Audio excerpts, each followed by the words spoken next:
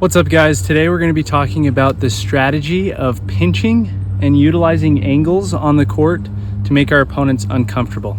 So stay tuned. So as you guys can see from the video, you can hit the ball in different directions and in different angles depending on where you are on the court. Something to note is the further up you move, the bigger angles you can create. So the closer that you get to the net, obviously you can't go into the kitchen and hit a ball out of the air. But the closer that you get to the net, the greater amount of angle that you have, or ability to hit angles, even from the center of the court.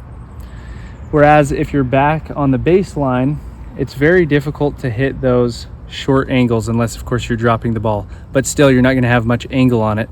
It's gonna be coming more so flat and flush towards the opponent. So that's why in pickleball, it's so important to get to the net as quickly as possible, because your angles become a lot greater when you're closer to the net. So this brings us to our next strategy, now that we kind of understand more so the angles of the court, is it's called pinching. And pinching is what we do when we want to make our opponents feel like the court is extremely small.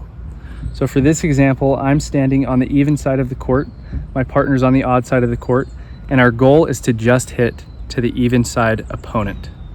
So whatever opponent's on the even side, we're only hitting to them. We're trying to keep them off the court as much as possible, while at the same time not allowing them to get an around the net post shot. So we don't want to go too far out wide, but we want to keep the ball to them as much as we possibly can. So my goal as the even side player is to pinch the middle, and that's where the term pinching comes from. So I'm going to now pinch the middle, continue hitting it to the even side player. My partner is there ready to Ernie the ball. So then we make them feel like the only shots that they possibly could hit are a lob, or they could hit it way out wide to me. And chances are they will try to hit it way out wide, but the ball will pop up and you'll be able to take it out of the air as that middle player.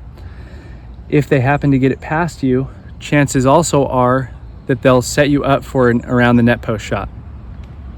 So pinching is cutting off all of their angles on the court and making them hit the hardest angle possible. Because obviously the easiest angle for them to hit is going to be the cross court angle.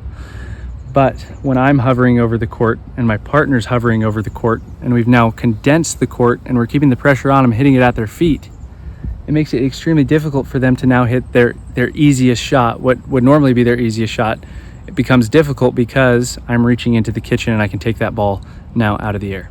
So that is pinching in a nutshell. I like to do it when I'm playing against a righty player who's playing on the even side of the court. You can also do it on the odd side of the court. You want to pick whichever player has worse dinks. Whoever's going to be more inconsistent with where their dink goes, miss more shots, that's the player that you want to pinch. And then just remember, if you are doing it to the odd side, let's say you're only hitting to the odd side player, then your odd side partner needs to be pinching the middle, whereas you're going to be just covering the line, ready to Ernie, ready to attack. They're going to be ready to attack up the middle.